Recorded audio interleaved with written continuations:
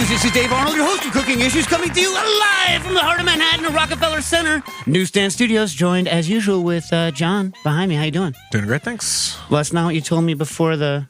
Yeah, I mean, life has been tiring. Yeah. See leaks at the restaurants and parties and working extra days. Tired, but, other than that, things are good. Okay. Yeah. Okay.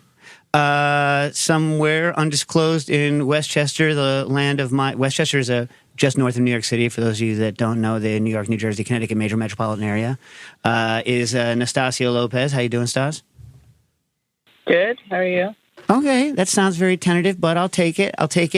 And, of course, rocking the panels here, we got Joe Hazen. Hey, how are you? Welcome. Yeah, doing all right. We don't have Jackie Molecules right now. We don't know what's up because we're doing it on a special day. If you're listening to this later, we're doing it on a special day on Monday because it's the only day we could schedule it. And, sometimes Mr. Molecules, when the day is different, things happen, But we do have our West Coast customer service team, Quinn, on the line. How you doing, Quinn? Hey, I'm doing good. Yeah? Yeah, all right. And in the fashion that we now do, we will introduce our guest today. Today we are very pleased to have Abra Berens, and it makes me nervous even saying it because beforehand she said, "Well, welcome, Hi, welcome, chef and author, of course." Is it just come out or is it just about to come out? Just about to come out. So April when is it? 4th. April 4th. Mm-hmm. Nice. You don't want to come out on April Fool's Day. Right. Well, we thought about that, but, not a Tuesday. is your book Pulp, which is the third in the series. It's a trilogy of books, which starts with amazing title, Roughage, then goes to Grist, right, which is a fine title, but it's no roughage. And then here we are at Pulp. Now, Pulp, of course, anytime someone says Pulp, I think Pulp the band. Do you not think Pulp the band? Do you not listen to English kind of music? I don't think of that. We get a lot of Pulp Fiction. Like, how is it going to be like super macabre inside, or is it just going to be all fleshy bits, which I guess is part of which it. Which some of it is. I mean, fruit is disturbing looking sometimes. That's true. So I don't know if you could tell from the titles, but this is a one that's built around fruit. Grist built around, although it's stretched, right, because it's grains and beans and stuff. Yeah. I mean, and then roughage is roughage. That's true. But I was thinking on the way over that because Pulp's a band, I like Pulp. Joe, you like Pulp? Yeah, he's giving me the thumbs up. I don't know. Nastasia, you hate that kind of stuff, right? You hate that kind of English rock stuff. I never hear you listen to it. Do you? I'm not really into them. Yeah. All right. But I think Roughage should also be an English band. I think Roughage, oh, you listened to Garbage when you were a kid, because I love Garbage, the band, right? And then you moved from Garbage to Roughage and then to Pulp. Yeah, it sounds like they'd be from Manchester or something. Something like that. Yeah. Some kind of in-betweener thing, yeah. And now so going back to songs, as soon as the book showed up and kind of every time I pick it up, I get the Common People song going through my head. But then you said, when you introduce yourself, you're like, Abra, like abracadabra, right? Because a lot of people mutilate your name. You have a name that is often mutilated. And, but now I can't get that freaking Steve Miller song out of my head. And then you told me a story that, when you were, because you started your career at Zingerman's, right? Famous, early in your career at Zingerman's. Yes, no, that's where it started. I mean, I had worked in restaurants when I was 16, but that's where I really took hold. And for those of you who don't know, Zingerman's Deli is in Ann Arbor, Michigan. It actually opened 2 days before I was born. And so it's been around for a while. And it's in an old building. So when I was prepping in the basement, as any good prep cook does at some point in their career, there were lots of dark corners. And the person, Andrew Wilhelm, who trained me, hated that song. And so he would just sing it. And the way the sound traveled, it sounded so menacing. It would come, I'd be in a corner prepping something and think nobody else was around. And then all of a sudden I would hear it. So yeah, it's a very traumatic song, actually. Well, I love the idea of someone singing it who hates it. And I have to say, that's why everyone hates the song, because it's the worst of the famous Steve Miller songs. Easily. But easily, right? But then it's also, the hook is so damned catchy. You know what I mean? And so it pisses anybody who likes anything, it gets pissed off by it. Gets it You know what I coming mean? and going. Yeah, so you have to like, I always mangle those lyrics too, like abracadabra. I'm gonna reach out and stab you. Like all of the. I can't. Yeah, it's an intolerable song. Yeah. Although Nastasia and I got mad because there's a song that I think you got mad, or maybe you were just humoring me, Nastasia, because we like a song that apparently I didn't know this universally reviled is Phil Collins' Sussudio. Apparently universally hated. But Nastasia and I have a soft spot for it. Yeah. How do you feel about Tom Petty? Oh, I like Tom Petty. Do you know that Nastasia and I also enjoy talking about who? Well, it's not appropriate, but like who is because they're all dead now, right? No, Billy Joel's still around. Yep. Who are the three stars that you always go for? I think it was just between Billy Joel and Tom Petty. Yeah, you never even like Rick Ocasek wasn't important enough to get into your pantheon. It wasn't my thing. It was an MTV thing. Oh, yeah, because Nastasia started early at MTV, and so the behind the scenes they're like so. And like, what was the answer? The answer was always, Petty's awesome though. You gotta love Petty. No, it varied. It varied. Really? Who was uglier, Tom Petty or? That's so rough, dude. Billy Joel. That's so rough. That's like not right. All right, whatever. I'll take it. I like Petty though. No Petty? It's like it's a one hot take that I feel like I have is I'm just not a Tom Petty person. I like some of the like super early stuff, but when it gets to the point where it's like, and the Mindy and the girls on the Mindy and the nights, it's just not for me. No. But like, so where I guess I'm from in Michigan, that is like Running Down the Dream and all that like Full Moon Fever stuff? I just sort of wrote it off as a whole, so I should probably do some revisiting. What about Tom Petty in Waterworld? The movie, which I've never seen because I'm not going to watch that. Yeah. Great. That was going to be my answer. So glad you're fielding that for me. Yeah. I don't know. Whatever. Okay. Enough of this foolishness. We need to get to the point where we shoot the breeze for a little bit on collectively anything we have done interesting with food recently, like the past week. Anyone got anything? I've put filet américain on the menu, the Belgian steak tartare, which I'm very happy about. Yeah. So describe how this is different from other people's steak tartare. So it's mayo based. You add extra egg yolk. You add some chopped piccalilli, capers, shallots, parsley, and the meat is ground, not diced or cubed up. So and then you just put that on some bread, and it's absolutely delicious. So how much more do you worry about a tartare when it has to go through a grinder as opposed to when you're like hand slicing? I know that you ultimately you have control, but it feels like you have so much more control when you're like, I'm gonna scrub the hell out of my station. I got my knife, I got my gloves, and I'm gonna shoon, shoon, shoon. Like, how do you metal, grinder that we keep in the freezer right up until use it so everything stays cold. I mean, I'm only grinding like a pound of steak. I'm trying to do it every day. So when you're doing it like a pork curt style, do you have the stainless one? Yeah. Yeah. So I don't know. I have to say like keep everything on ice. The expensive ones of those are nice, but like all the castings have all these weird little unless you have a lot of money, the castings on meat grinders are like real like little pockets of like filth holding pock. And they make me nervous. I'm sure yours is perfect, John, because you are a scrupulous individual, you know. I mean, I'm trying to keep everything as Although, clean as possible. I have to say, it is unpleasant when you have a sliced, like a hand chopped, and someone leaves a little bit of like garbage in it. Yeah. Right? Gets stuck in your teeth and unpleasant. Yeah.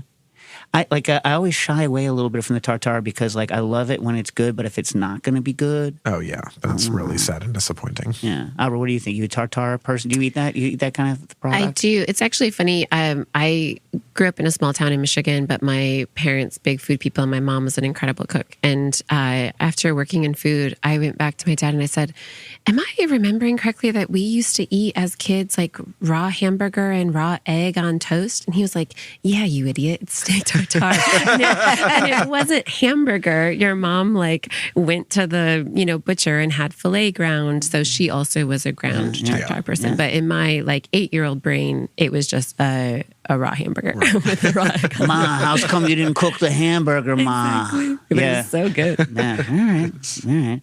All right. And plus you have a nice ceiling leak. That's enjoyable. Oh yeah, that's super, super fun. Love shutting down service on a Saturday night. It was great. Oh. Yeah.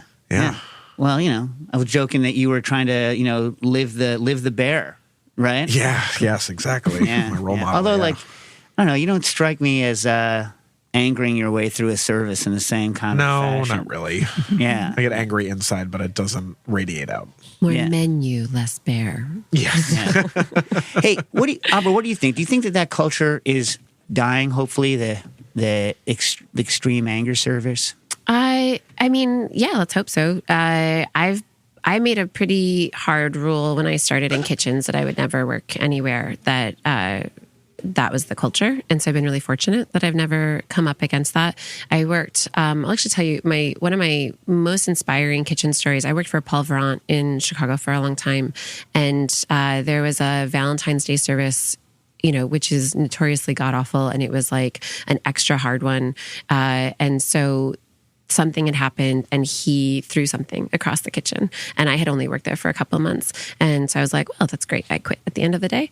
And he hauled all of us out into the alley afterwards and was like, I want to apologize. That is not who I want to be. I take responsibility for my actions. That said, it didn't happen then. It started at 8 a.m. when I came in and this was done wrong. And then it was at 9:30 when this was wrong. And then this was wrong. And then this was wrong. And so you all also have some responsibility for getting me to that point, but it is ultimately my responsibility to not tip that scale. And I was like, I'll work for you for the rest of my life.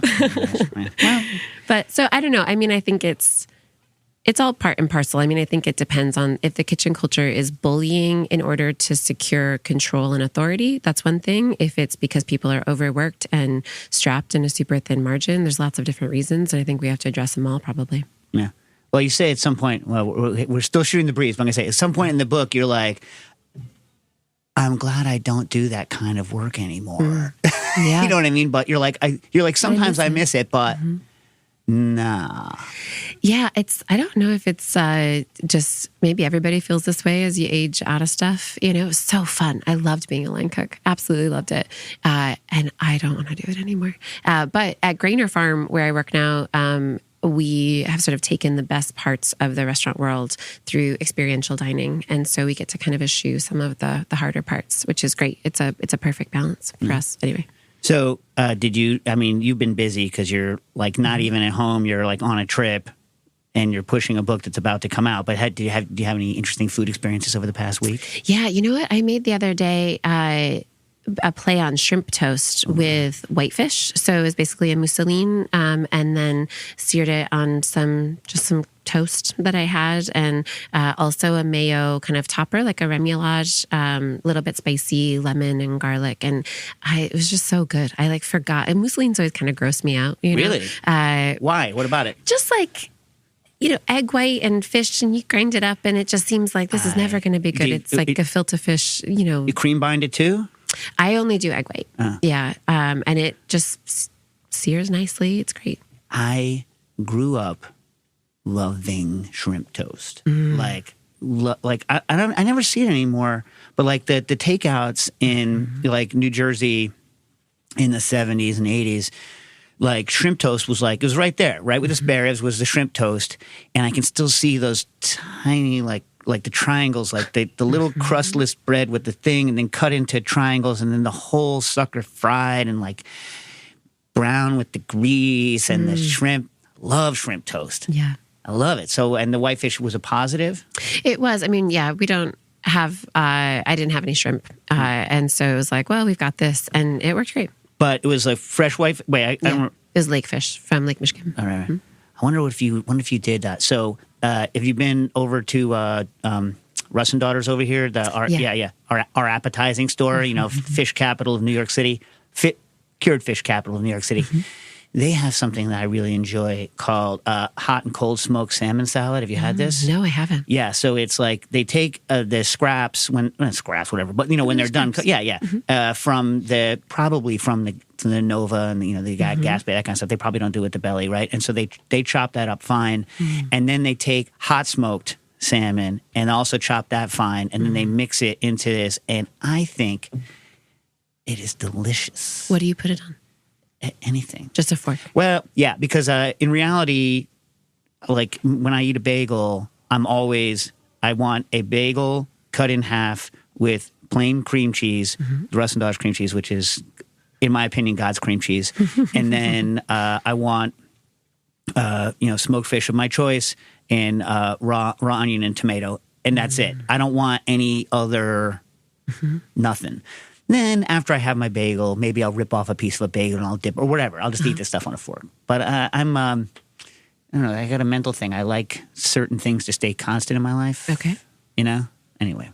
Yeah, so that's good. Now you got me thinking about, what if you did like a 50-50? That's what made me think about the salad. If you did a 50-50, either 50-50 fresh and cured on the whitefish or shrimp and whitefish. You think, what would be better? What would be a better idea? What would taste better? Or would they both be good? Or neither good? I like the idea of doing a hot and a cold side by side, that play with that temperature a little bit more. But between the whitefish and the shrimp, I mean, the texture of the whitefish is definitely softer, so I think you're getting two textural differences. I don't know. I'm not going to call them in there. Yeah. Get this. What about this? I had another idea. So John behind me here is, Mr. Belgique and grew up like harvesting these tiny freaking shrimp. Okay. So what do they call écrivisse grise? Crevette grise. Yeah. Anyway, shrimp. Yeah, and tiny. You love them though, right? Yeah, they're tasty shrimp because they're saltwater. They're not raised in concrete pools. You know what I mean? And what about a shrimp toast made with those suckers? Probably be delicious. No. Yeah, I mean, I don't know. Tastes better than those. Belgium is just toss them in mayo and then put them on a substandard tomato. You put them on a substandard tomato, dude. Exactly. Exactly. But stuffed in the tomato? But do you want the substandard tomato?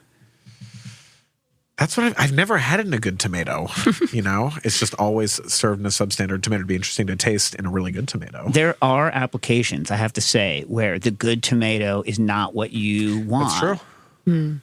Right? In the same way, then we'll talk about pears, where, well, we'll get into pears being the argument that you've had with pears, which I don't know. We'll get into it in a minute. I had an interesting thing. So, family dinner. I cook family dinner most Sundays. I have for the past, 30 years or something like this, right? 20, 25, 30 years. And it's fun because, it's an opportunity, especially now that pretty soon I'm going to be down to just cooking for two people again, which is kind of weird. It's fun. It's fun. Anyway, so I got a request to do tortas, Mexican tortas, which for some reason I've never done before. And so I was like, fine. So I made the tolera rolls, which they're not complicated. They're easy. They're just like a marginally enriched, marginally, not like, not even as enriched as I do like hamburger buns, like marginally enriched. And you push two lines into them so that they get those two lines. And, I did carnitas and it was good. Nothing really to report there. Everyone knows how to make carnitas. But the one thing, what's one thing I've never done, I'm super embarrassed about? I have never made refried beans on purpose from scratch. Never done it. I've had beans that I've made. I'm like, what the hell, I'm gonna mash these beans. You know what I mean? But I've never made refried beans from scratch, and I have to say, they actually are much better. I'm embarrassed for all of the times that I have not done it. And you had a lard in and everything? Well, I have a good chunk of people come are vegetarians. Oh, gotcha. So what I did was I also for the past year I've been working on de-tooting beans. You know what I mean? So my current one, I de-tooted these, and I didn't have any bad reaction to them. You know what I mean? So it's good, and I'm relatively sensitive to these to FODMAPs, as they say. And And I also didn't make them with a standard bean because I have almost exclusively in my house all of these beans from Maine, like Jacob's Cattle bean and Yellow Eyes and Soldier beans. Because I like Maine bean, whatever. You can like whatever bean you like. I like to buy beans from Maine and Vermont, and anyway. So I made them with Jacob's Cattle beans, whatever. But I cooked them in excess water for a long time. I added some. What did I use? I used, I think, pasilla or guajillo, just a couple in there, and some, onion and a crap ton of garlic. I just cooked it till it's done with salt, and didn't want them too spicy. And then drained them. They've been stored a little too hot in my kitchen. You know how if you store beans, well, I'm sure you wrote a book on it. So, like, if you store beans too hot, then it takes forever to freaking cook them. Yeah. So, like, midway through the cook, I had to put a little bit of baking soda in. And then, you ever done that? Put baking soda in the middle of the cook instead of at the beginning? No, I've only ever done it at the beginning. Okay. I thought I had destroyed everything.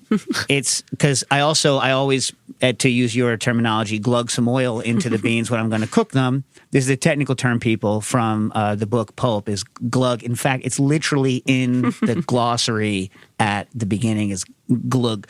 Anyway, I use a little more than a glug. But anyway, so they're cooking, and I'm like, oh my God, I didn't pre-soak them because who cares? I'm going to smash them, right? Mm-hmm. But they'd already been cooking for like an hour and a half, and they were still super, firm. Yeah. I was like, God, no, damn. So I took some soda, it's like a half teaspoon or something, into a pound of beans, boom, and instantly it smelled like soap, and I was like that weird detergent soap smell, and I was like, oh, I ruined all of these things, and then it went away. Huh. Interesting. Went away. So after it was fully cooked, then I drained the beans and I let them. I let the beans dry out hot so that the skins would split and they would get real dry. And I saved the liquid. Then I fried those in batches on a hot skillet, and then added them back to the thing, mashed them, added, and then as soon as the temperature went below about 110 Fahrenheit, I put a bunch of Beano into it, folded it together, then let it cool, chilled it down, and reheated it the next day in a steam oven. And that was maybe a little bit of a pain in the butt, but it's not that hard. That's the thing. Like, recipes that seem complicated, maybe people will back me up here, I don't know, but recipes that seem complicated, once they're part of just like the way you think, they're not complicated anymore. Yeah. And it's hard to get people to understand that something that sounds like it's got a lot of steps. It's like, well, this is, you're not like, oh my God, it's so complicated. I gotta brush my teeth and then comb my hair. And it's like, it's just, stuff that you do. You know what I mean? Right. I don't know. I mean, that's the whole point of these books, not to jump straight into it, but is to give flexibility so that it's not like go to the store and buy a pear that is exactly this weight to be able to do it. It's like you're trying to teach people how to cook, but in a way that is a little supported if they don't inherently know how to cook or don't feel confident after years of being told that they're not good enough at it, Yeah. Well, right. So in the intro, your hope is to get people more comfortable to want to enjoy cooking. Mm-hmm. Presumably people who buy the book, or maybe people are given the book, in which case, that's interesting. Mm-hmm. Right. So they're interested in cooking somewhat, but there are a lot of people who also don't want to cook, and I feel like they're made to feel guilty. Yeah, which is stupid, right? Right. But what do you have to say to those people? Because they do feel guilty. They should get takeout. Yeah.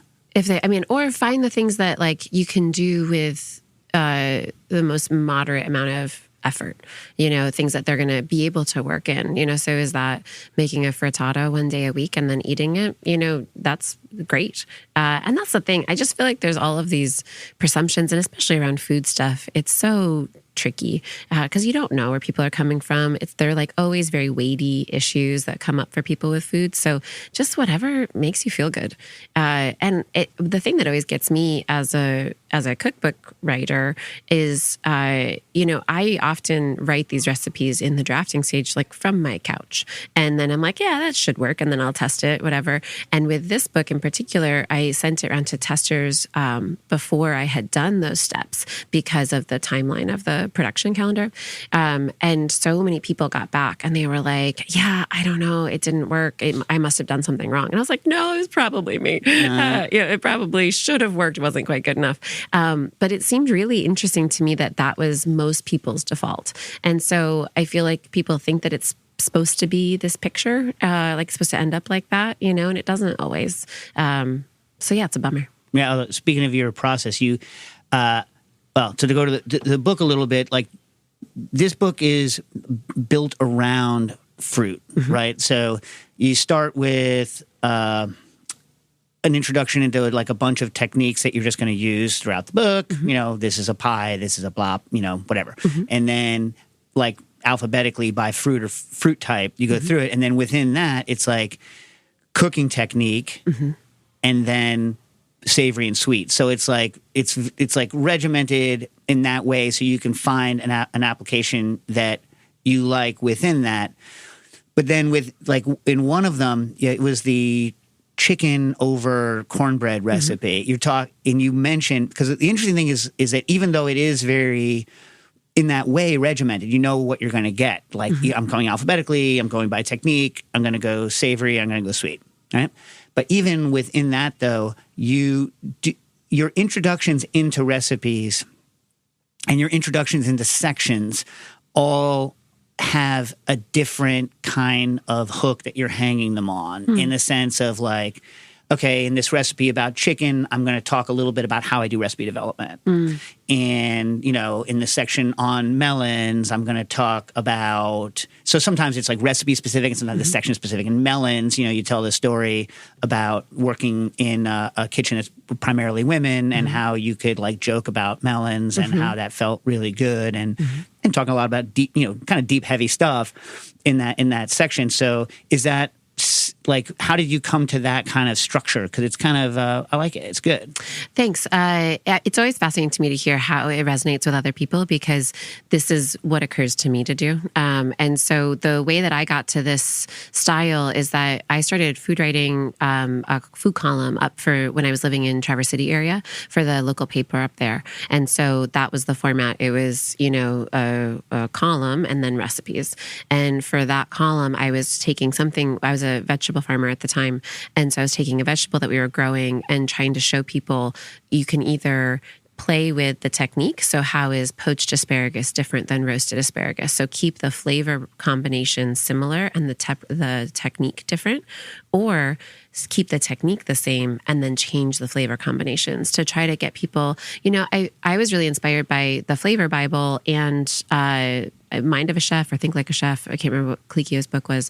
And I found that when I really loved and engaged with those books a lot. And when I would give them to people who did not spend their waking hours thinking and talking about food, they would either get really frustrated if they weren't confident cooks, or they would like instantly understand them. And so I was trying to create kind of a middle ground between sort of the more not esoteric, but kind of esoteric books, and then like a straight ahead recipe cookbook.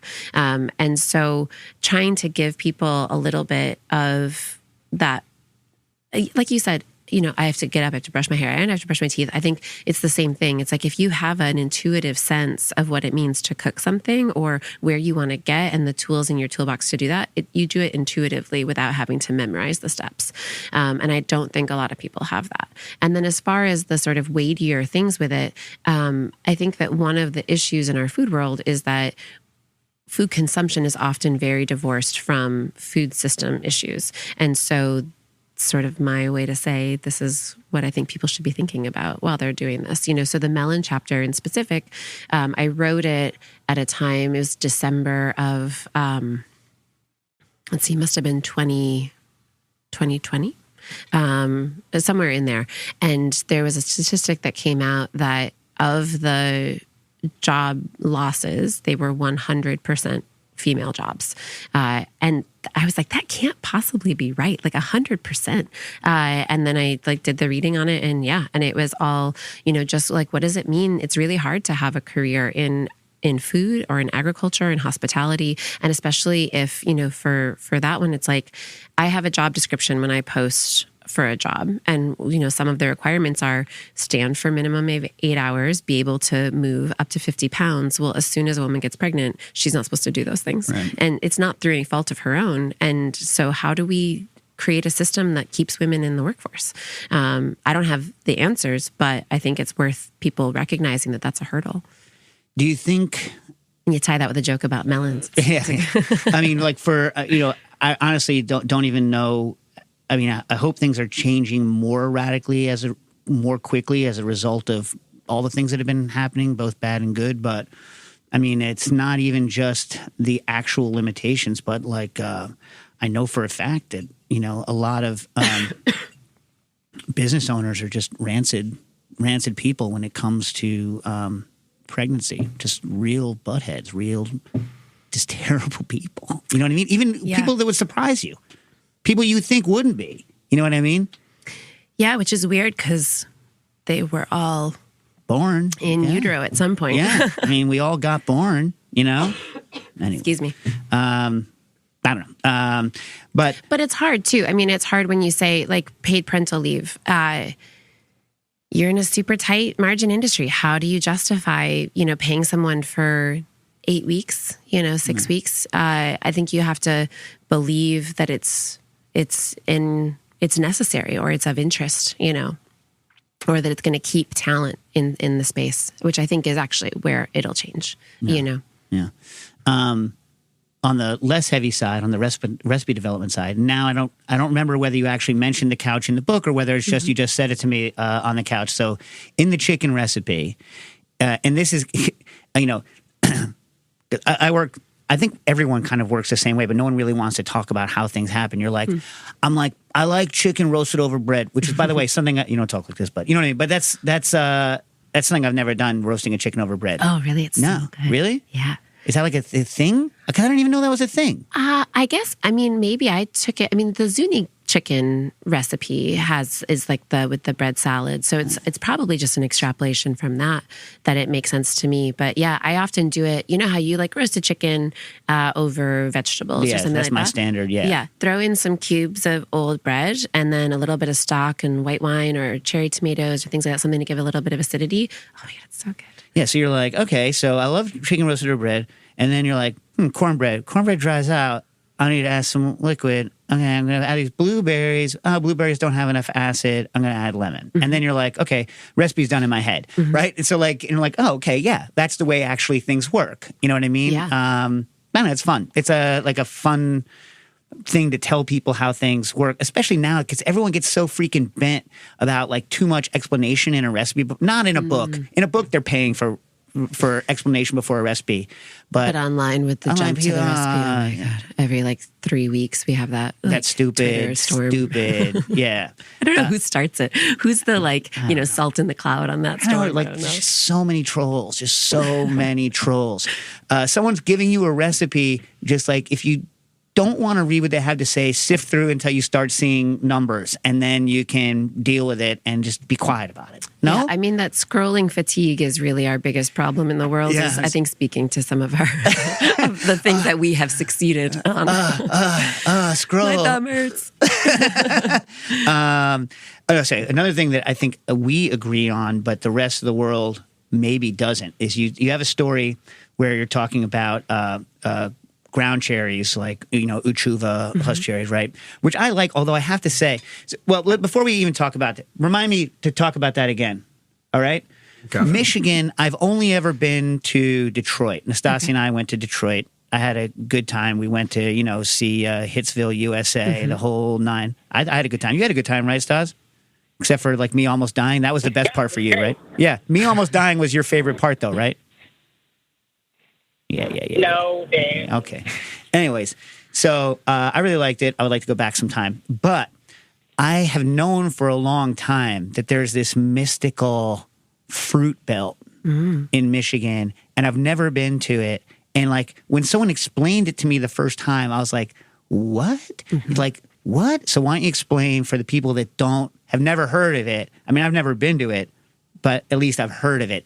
What a fruit belt is, how it works, why you have this weird, unique climate there. Yeah, so Michigan is the second most agriculturally diverse state in the nation, second to California, and it's primarily because of the fruit that we can grow. And so Michigan, we're a mitten, and we've got lakes on all sides, and specifically Lake Michigan on the western side of the state, as the weather fronts come across from the west, the cold fronts will pick up a bunch of moisture as soon as it hits the lake. And then that air, it picks up all of that moisture, it hits the landmass, and then drops it. That's why we get lake effect snow, which I don't know if people are familiar with, but it's generally a bit warmer on the west side of the state because of that moderated temperature, but we get a lot more precipitation. And that both keeps the fruit trees and vines and things like that from getting too cold in the winter. Whereas Detroit will easily get down into the single digits regularly because it doesn't have that same moderating effect that far east. But on the west side, it's a little bit warmer generally, more rain. And then we also, because of our glacial, the curvature after the glacial recession, we have all of these hills and valleys. And so the airflow is great. And that is really prone for fruit production because the breeze coming off the lake combined with the different elevations prevents a lot of things like mold growth or, things like brown rot, stuff like that. That makes it really hard to grow fruit in most places. It's similar. That's why Washington State also grows a ton of fruit because they're getting the same thing, but off the ocean mostly. Right. But, I guess mentally, most people, even if they don't travel around in the States, they kind of know that whole coast over there somehow grows stuff. And then you wouldn't just looking at a map guess that this place that's that far north would have all of this kind of cool stuff and all the modernist furniture too. Right? All the modernist furniture is made there. The fact that Herman Miller is from outside of, it's actually in Zeeland, Michigan, where my mom was a anesthesiologist at Zeeland Hospital. And we would regularly go and get banquets. It's a very Dutch area. So we would get banquet and then go to Herman Miller. And it was just that was normal. Yeah. So the whole area, even though I've never been, has kind of has this kind of magic vibe to me. Yeah. But whatever. I've never been. So who knows? You do. So, and also something that, and maybe I'm wrong, but my impression is that the lake effect snow that you get, the large amount of snow, is actually super beneficial because it actually moderates what's happening to the plants in the ground. Yeah, it insulates it. Right. Mm-hmm. So, and you've worked as a farmer. So one of the cool things is that you're not only a chef, but also you've worked as a farmer. You've done all these things. So you have kind of a richer tie to how things are made all up the chain. Mm. And, you're a consumer as well. You eat things. So how worried are you? You mentioned it in the book, but how worried are you about something that is so kind of weird and kind of unique based on this set of very kind of tweaked out circumstances, right? Mm. Getting hosed with the climate change that's happening. And are you already seeing it over there? Yeah, we're already seeing it. And in the book, in addition to the recipes and the essays, there are several interviews with different people who work along the food system.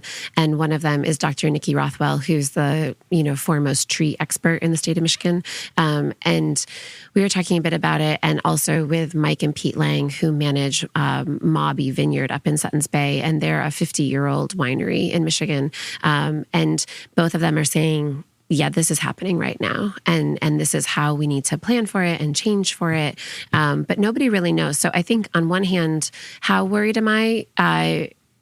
It will be a problem. So in that sense, I'm very worried about it. I'm also incredibly confident that the farming community will puzzle it out.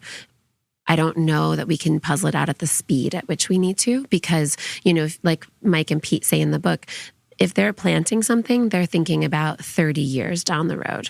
If no one is planting, it takes 7 years for a cherry tree to come to maturity. No one is planting thinking that 7 years ahead. They're thinking, again, that amount of time. But if they can't, if the speed of climate change outpaces the ability to grow that root stock, I don't see the answer, but I don't work in that industry either. Right, especially though, it's not a depressing book. I'm not saying it's a depressing book. I know, but it's both macabre and depressing. Yeah. This is a real sell point. Right. No, but on the other hand, you have some hard numbers in there that are depressing. So it sounds like on average, no matter what you're going to plant, for trees, it's like 20 grand an acre, yep. Right? And then X number of years before they start, yielding. And then, you mentioned cherries. You guys are like, cherry universe, right? And they're saying they're getting like on the commodity. Please talk about the three different fruit things, but getting like 25 cents a pound for tart cherries on the commodity market. That's bananas. Obviously we pay a lot more when we're getting tart cherries because we're getting them from a farmer. Right. So that's a really key point in the book, and I think speaks to this idea of understanding some of the larger systemic issues. So it was put very precisely to me by Abby Schilling, who is a fruit grower, and she said there's basically three markets that a fruit grower can feed into. Fresh fruit direct to consumer. So that's, I grow this fruit, I bring it to a farmer's market, and I sell it directly to you. That is the lowest volume of fruit that you can move, but at the highest price point. And so then the middle ground is fresh fruit to effectively a broker. So it's going into grocery stores, or, someone is dealing that out. And then there's the commodity fruit, which is none of that is fresh. That's all going into, for cherries, Jean Garthy, who's another interviewee, is talking about cherry pie filling, tart cherry concentrate, dried cherries, name your cherry. That's not product. the same one who has the 1/10 of an acre of quince, is it? Yes, it is. And so that's a pretty good example of it. So he is a legacy fruit grower up in Northport, Michigan. He's been doing it his whole life. His, grandfather immigrated or great grandfather immigrated and started it. And Justin Rashid from American Spoon had said, we can't find quince anywhere. Will you grow them for us? And so Gene was like, yeah, sure. So he's got, a little spot on his farm that he can put some trees. So American Spoon buys the trees, plants them, Gene tends them, sells all the quince to American Spoon. That quince is not any part of Gene's financial stability because it's such a tiny amount, but it's a good relationship, things like that. And if he can sell the rest of his stuff to American Spoon, that's a better price point than going to, the processing facility for it. So I think those are the decisions that people are making. And when they're making it with such high overhead and such long-term decisions, Gene, I found fascinating. He was my neighbor when I was farming up in Northport, and he was growing cherries organically at the time. And so I finally asked him when we were doing this interview, what is it about organic? And he was like, oh, the price was there. So it's not, for some organic growers, it's dogmatic. It's, and I think all farmers, I think there's this idea that conventional farmers are just dumping buckets of fertilizer into the waterways just for funsies. I've never met a farmer that feels that way. That stuff's expensive. They care about their waterways too. It's just how they're trying to make a living. And so Gene was saying, the price point was there. I could make the transition pretty easily. We could do it. And so that's what they did. But he would pull out of it at any point. Right. Well, the year you talked to him, right? Or maybe it was someone else. They got a pre-buy on a non-organic at a good price. And so he's like, to hell with it. And that year he didn't do it, even though he's like, I actually think the ones that we grow organically taste better. Totally. But a lot of worms. He said he had worm problems. Yep. And that's why there's these really strict rules about, fruit fly larvae that you basically can't have any, which if anybody grew up in a fruit growing region, it's very difficult to control. Yeah. And so, it's a hard road to hoe. Yeah. Hey, question on cherries. I know you like them, but they're not your favorite. We'll get into that. I was going to troll you and ask you what your favorite fruit is, because there's a section in your book where you're like, this is a section wherein I tell you what my favorite fruit is. So if you ask me my favorite fruit, you clearly have not read the book. But, I appreciate that you read it. Yeah, but which is weird. I think this might be one. Nastasia, you like this fruit, apricots. You're an apricot fan. But I'm not talking about that yet. Just isn't that one of your faves, apricots? No, it's not. No? I thought you like, no, I don't know. You like dried apricots. I like dried apricots. Yeah. Are apricots in Michigan really good? It depends on the year. I would say they can be great. They can be that super rich honey flavor. They always have that sort of slightly drier texture than a peach or a nectarine.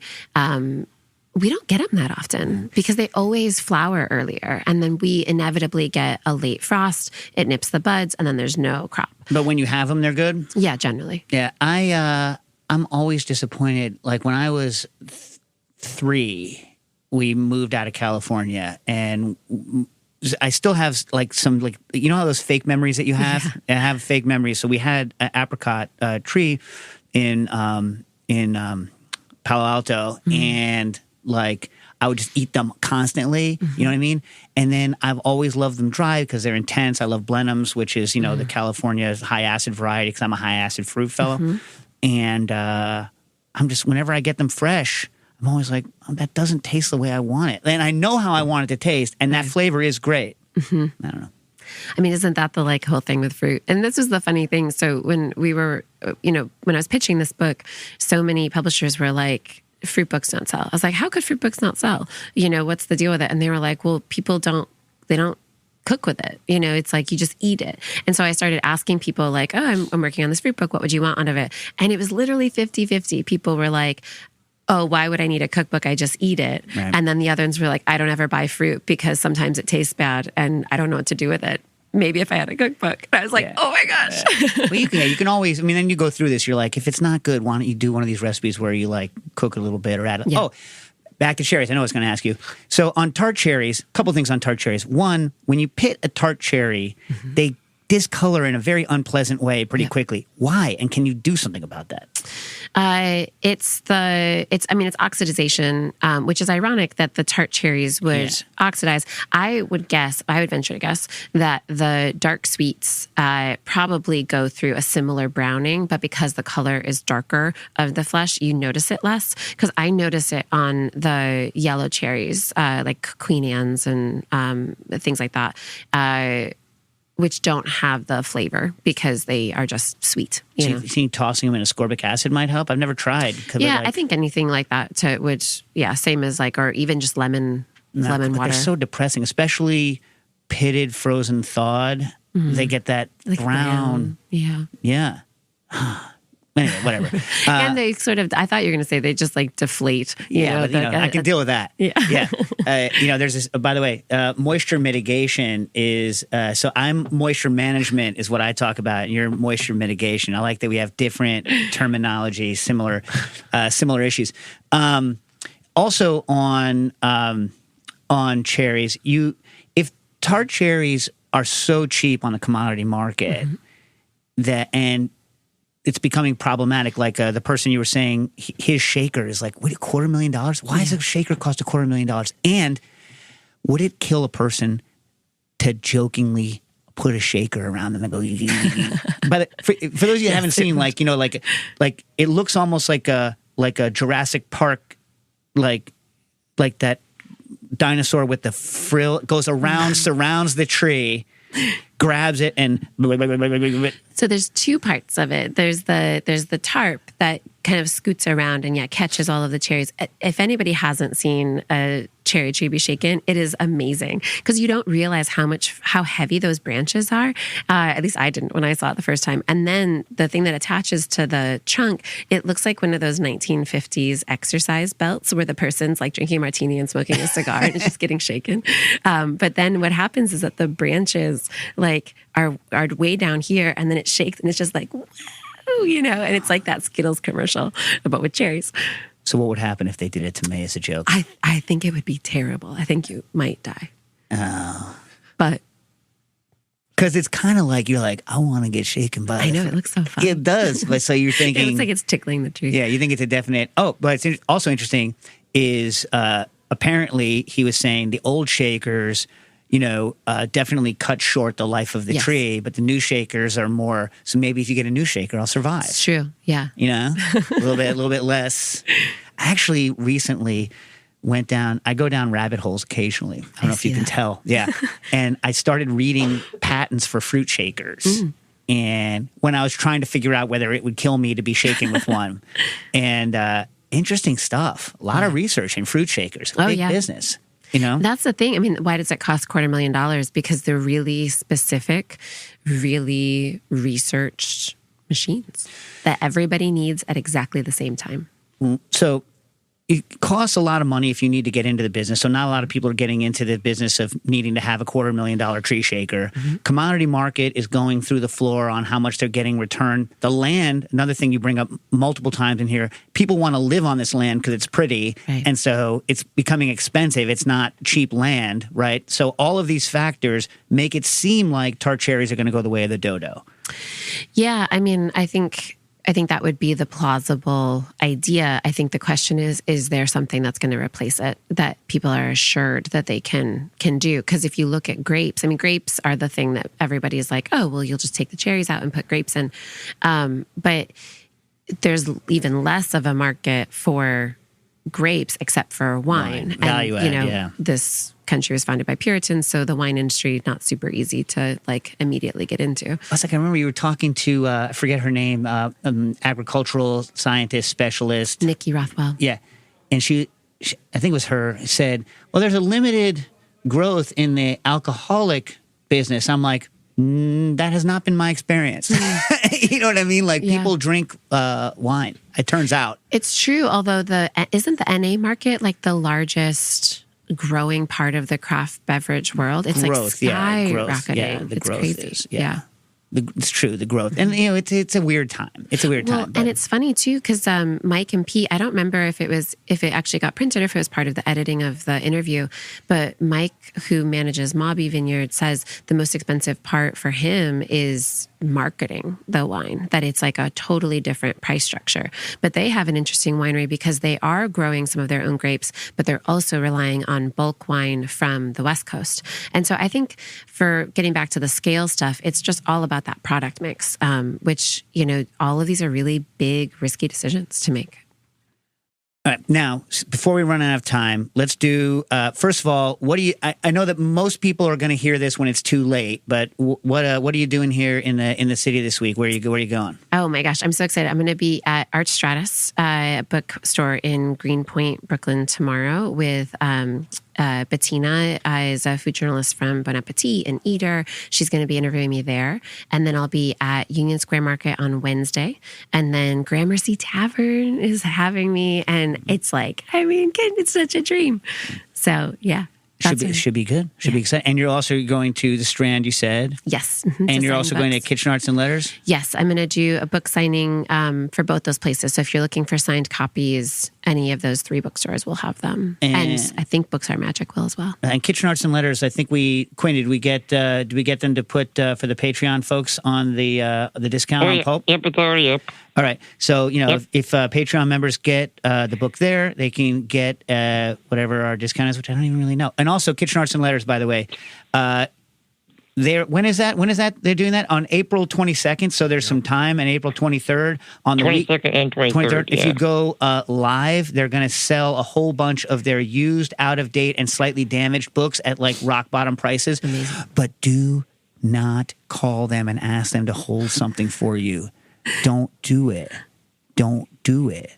Go and buy it. I believe they are also having a 20, I don't know, might have sold out by now, but they were selling like 20 tickets or so for early admission with all proceeds going to City Harvest. They're gone. Yeah, well, maybe they'll put more up, but it's a good idea. What was the what's it called? What was the charity they were giving to? City Harvest, I think. Oh, nice. Yeah. So, you pay and they're not taking the money. They give it to, nice. They're good folks over there. Yeah. Very good folks. And so if you want, hopefully you are on the Patreon listening to it live or before Friday and you can go see Abra at one of these fine events. But if they're not, how can they join, John?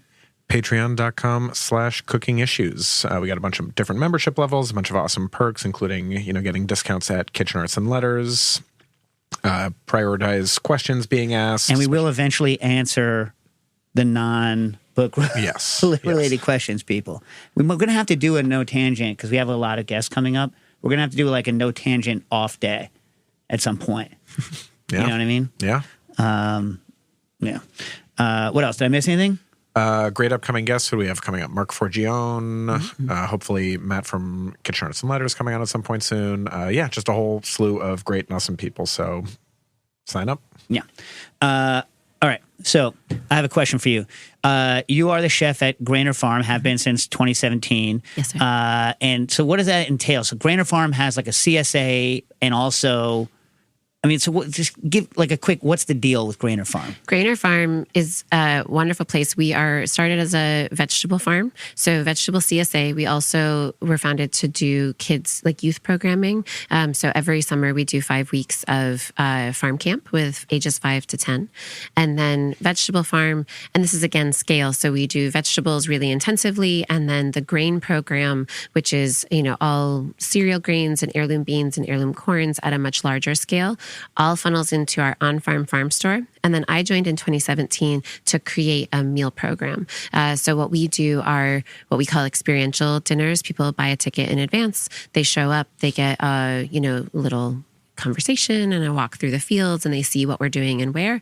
And then we go into this beautiful glass greenhouse that is a true Dutch kit greenhouse with the dining room in the center. And we do roughly 7 courses. So it's a tasting menu. People don't know what they're going to have before they arrive. We honor dietary restrictions, but it's all a surprise because what we do is we take the harvest list, what we're getting from our farming neighbors, and then also our preserves list, and write the menu for each event. So it's bespoke for that.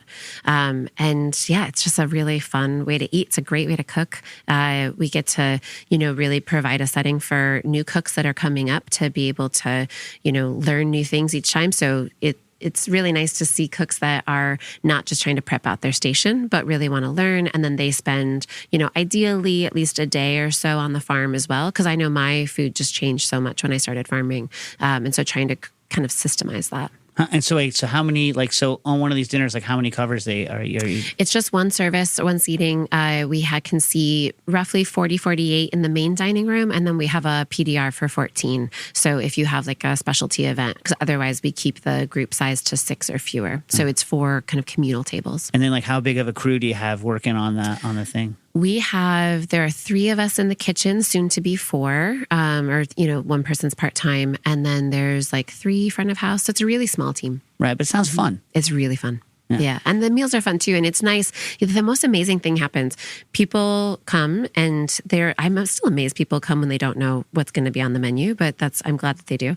And then they have their phones out, usually taking photos of the building, first couple courses, but then inevitably the phones just go away and they all are just there. And it's it's this thing that it never repeats. And so it's really just in that moment, and it's really fun. And curious, reading the book, it seems that most of the big city draw is west from Chicago and not east from the eastern side of the state. Is that true, or it just seemed that way when I was reading it? Historically, I think that's true, although it's changing. So especially the last few weeks, we've had a much bigger draw from Metro Detroit, and then also Grand Rapids, Holland area down. Yeah, cool. Back on cherries for a sec. Sorry. Yeah. Brining the cherries. Oh my gosh, I was hoping you would ask about that. So it's not a boat ton of salt, but is it enough to have them start because okay, John, get this. It's I'm gonna forget, but it's not a ton of salt in water, and then just you can leave them out for an unconscionably long amount of time. Mm-hmm. Is it because also you're getting your fruit faster? Can I do it with my garbage commodity cherries that I get here? How much salt? I don't remember the exact ratio, but it's not that much. I think it's a couple cups of cherry is maybe a teaspoon of salt. Okay. I mean, I think it was based off the 2% ratio that I always use for kraut and things like that. That's where I started, and then just felt my way around through it. So what happens to them? They become it's sort of the difference between fresh lemon and preserved lemon, although not as intense as that. But it has this briny kind of olivey flavor to it that I just adore. We're still going. We have 2 more minutes. And she serves them with mixed with Castelvetranos and Marcona almonds and lupini beans. Yeah. Mm-hmm. Yeah. So it's cherries and salty snacks. And it came from, there was a dish that a chef that I worked for a while put on. It was duck and cherry. And I tasted it and I was I think this needs olive. And he was you're insane. That's a terrible combination. And it's never left. And olives and cherries really match in my mind. Well, you got to try it before you say it's terrible. You know what I mean? Speaking of which, one of your early mentors, whose name just went out of my head, you had an argument over best fruit, and he was a pear guy. And here's what I'm going to say. I think And he saved a pear until it was like exactly what he wanted. And you're still like, nah. Well, I mean, it was so delicious, but it was like a, epic trying to get this pear to that case. I think pears are the biggest heartache fruit. I know, they're so heartbreaking. I mean, pears and apricots together, it's like heartbreak cocktail. Yeah, because there isn't, pears aren't meant to be eaten off a tree. You have to do something afterwards with them. They're only good for the tiniest window. Yeah, but they're ethereal when they are. I guess. Yeah. Yeah. But I'm a peach girl. I'm a crowd pleaser. I know. I'm a nectarine guy. I know that you're whatever. You don't like them as much, you said. You didn't say that. You implied it. You implied it based on saying it's just one gene that's different and they don't have as rich a flavor. It was an implication. Maybe it's Michigan. Nectarines always have that like whiter flesh. So to me, that just tastes sweeter and not the richness. But again, everybody has their. That's why food's so great. All right, Joe's going to cut me off soon. I have one more question. The wheat that you grow on the farm is a soft red. Is it soft red winter or soft red spring? Both. How's soft red spring? I've never used soft red spring. I'll send you some. Yeah? I mean, it's great. We use it mostly for pasta, things like that. I know there's a whole fresh pasta thing on the show, but But you can do the winter because you have the snow, so you're not going to get blasted like they would in the Dakotas or something like exactly. that. Yeah. Well, anyway, it's been a pleasure having you on, Abra. Come back anytime. Are you going to do a fourth, or 3 is a magic number? I don't know. Yeah, it's everything's better in odd numbers. It's just like plating, so it has to be 3 or 5, and I don't know if I'm up for 5 is a lot. What are you going to fill up a whole bookshelf? Come on. Anyway, it's a beautiful book. Take a look at it, buy it, and like I said, come back anytime. Thank you. Thanks for having me, and thanks for the time. I appreciate it. Cooking Issues.